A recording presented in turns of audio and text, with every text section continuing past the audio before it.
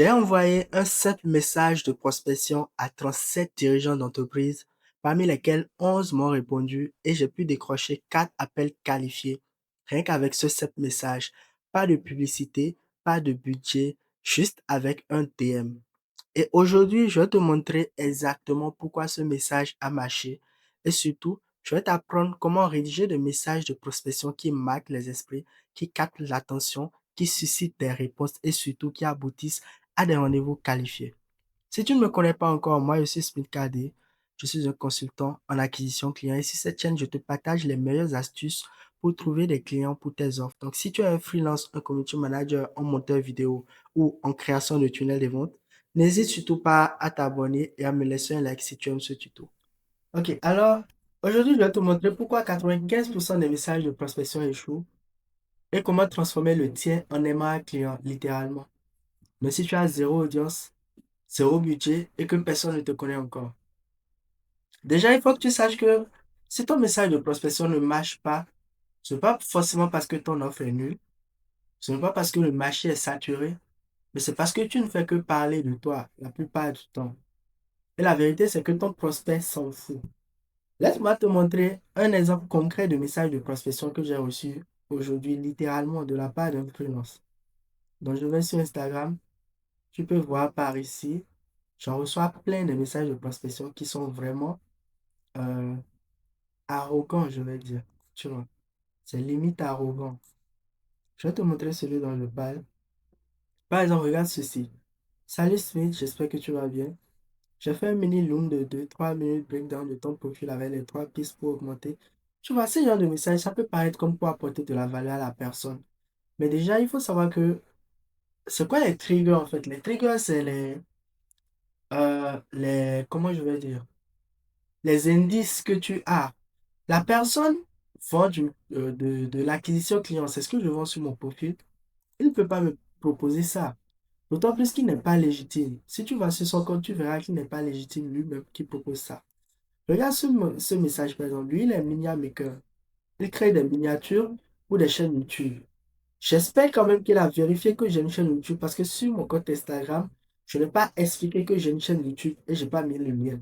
Ce qui prouve déjà que il envoie son message au hasard. Maintenant, lis le message. Il a dit qu'il est Hakim graphiste spécialisé en miniature YouTube. Ça, c'est bon pour se présenter. Après cela, il aide les créateurs à obtenir plus de clics et de vues grâce à des visuels professionnels et percutants. Ok. Puis-je te montrer comment une miniature d'un travail peut vraiment booster tes vidéos? Voici mon portfolio. Déjà, le lien n'est pas cliquable.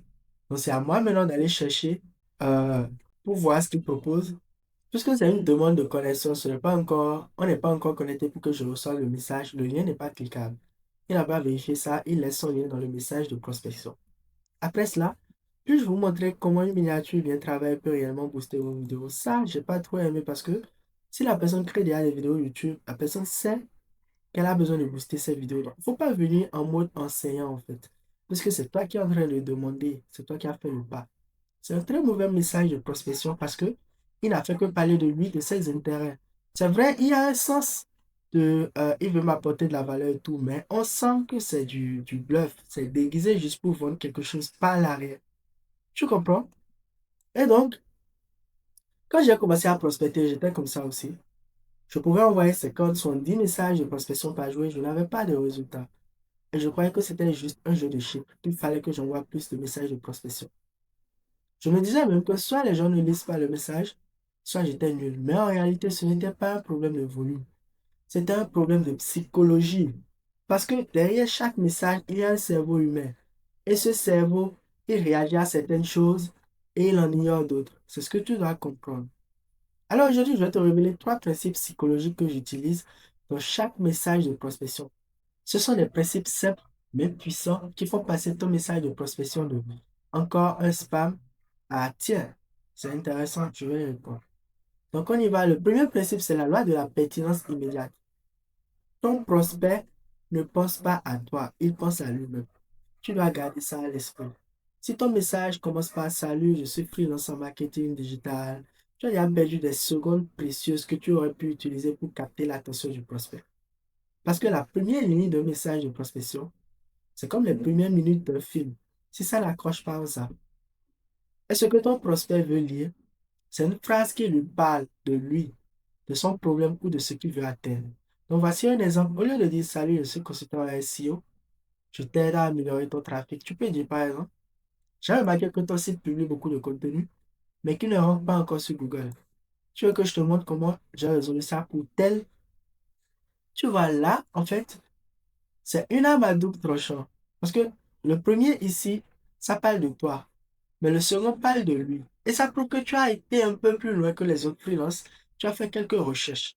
Et c'est ça la base de la psychologie humaine. L'attention va là où il y a de la valeur perçue. Là, tu lui montres en fait, en plus, quand tu dis que tu as déjà résolu ça pour une entreprise, tu lui montres que tu es capable de lui apporter de la valeur. Ça démontre ta preuve sociale. Et le deuxième principe, c'est justement ça, apporter une preuve subtile. Les gens ne croient pas à ce que tu dis, ils croient ce qu'ils voient. Alors, si tu as un freelance monteur vidéo, au lieu de dire que tu es un expert en montage vidéo, montre-le. Montre une micro-preuve, pas un roman, pas un pavé.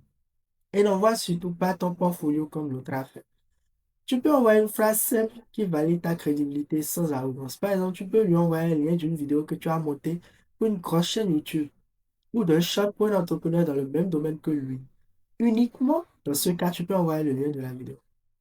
Maintenant, si tu n'as pas encore de preuves, ce que tu peux faire, c'est reprendre une de ses anciennes vidéos sur son compte Insta ou sur son compte TikTok et tu refais le montage que tu vas lui envoyer. Ça, c'est du concret. C'est mesurable et surtout c'est crédible parce qu'il pourra regarder la vidéo et juger de ton expertise par lui-même. Tu peux faire la même chose, peu importe le service que tu proposes. Tu n'as pas besoin d'être un gourou pour inspirer la confiance. Tu as besoin juste d'être précis et d'apporter de la valeur en amont. Le troisième principe, j'appelle ça la pression zéro. Plus ton message demande d'effort mental, moins ton prospect répond. Donc, si tu termines tes messages de prospection par des phrases du genre dis-moi si tu veux en discuter, ça c'est vague. Tu risques d'avoir beaucoup moins de personnes parce que ton appel à l'action est trop vague. À la place, donne-lui une sortie facile, un choix simple. Par exemple, tu peux lui dire, tu préfères que je t'envoie les détails par message ou qu'on en parle vite fait en call.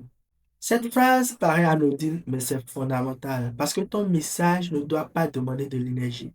Il doit donner une direction claire. Qu'est-ce que tu veux que ton prospect fasse? Quand mettons ensemble, voici un script de message de prospection que tu pourras donc utiliser pour avoir plus de clients pour tes offres. Je te montre ça littéralement parce que j'ai testé ça récemment. Je suis sur mon compte Instagram. Si je vais un peu dans les discussions, euh, je vais essayer de te montrer ça par ici. Bonjour, et j'ai mis le nom du compte. Je ne sais pas si ceci est pertinent pour vous en ce moment. Ça, c'est une phrase en fait pour briser la vie parce que c'est un message non sollicité. Mais beaucoup de cabinets RH passent à côté des dizaines de rendez-vous simplement parce qu'ils négligent LinkedIn, qui compte pour autant plus de 10 millions de cas dirigeants. Soyez-vous intéressé pour découvrir le système qui génère actuellement 10 rendez-vous avec des décideurs et dirigeants d'entreprise grâce au setting LinkedIn et email. Là, en fait, c'est même pas un message de prospection parce que ce que je demande, c'est est-ce que tu es intéressé pour voir ceci? Et en haut, j'ai mis, je ne sais pas si c'est pertinent pour toi en ce moment. C'est de ça que je te parle. Prospecter sans prospecter. Prospecter de manière indirecte et ne pas forcer en fait. Parce que crois-moi, si quelqu'un ne veut pas commander chez toi, la personne ne va pas commander. Tu ne pourras pas forcer. Garde à l'esprit que la prospection, ce n'est pas une corvée, c'est une conversation. Et beaucoup pensent qu'il faut convaincre, argumenter ou vendre dès le premier message. Ce n'est pas du tout le cas. La prospection, c'est juste créer une micro-connexion.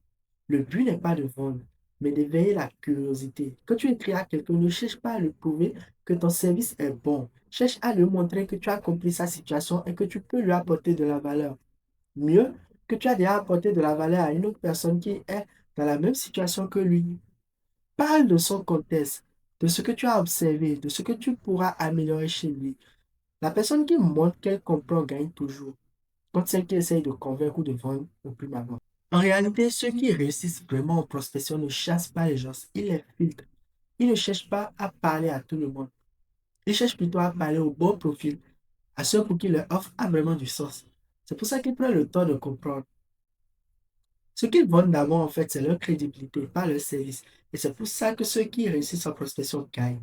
Parce qu'ils ne jouent pas le jeu des chiffres, ils jouent le jeu des relations. Donc voilà ce que tu peux faire dès maintenant.